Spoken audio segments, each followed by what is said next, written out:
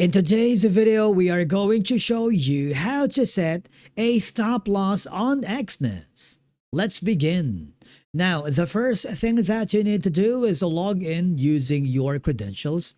Inside the dashboard, hover on the left side, click the Analytics drop-down menu, and click the Analyst Views. So whether you're a beginner or already trading Forex, crypto, stocks, index, or even commodities, setting a stop loss is one of the most important risk management skills you need to learn. For example, we're going to be choosing a commodity. I want you to click the trade button, and what will happen is you will need to choose if you wanted to use a real account or a demo account. So in this case, I highly suggest, especially if you're a beginner, to choose a demo account instead, so you're not risking real money. All I have to do now is click the trade button. Now you need to choose the trading platform. Is it going to be Exness Terminal, which is very convenient because you can trade directly from your browser. Or if you wanted to use the MetaTrader 5, you need to download and install the Meta 5 platform in your device.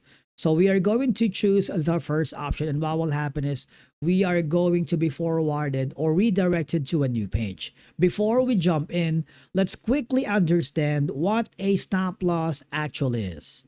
Since we are going to use gold versus US dollar for this example, if you hover on the right side panel, you will see the stop loss.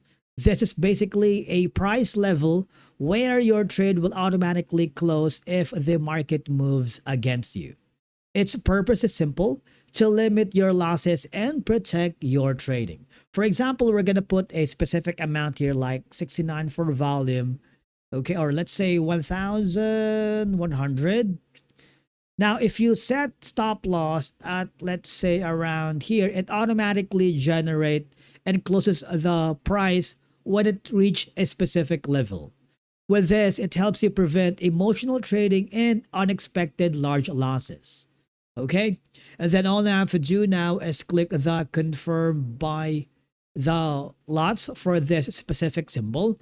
And basically, that's it for today's video on how to set a stop loss in Exness. Thank you so much for watching. We will see you again in the next video.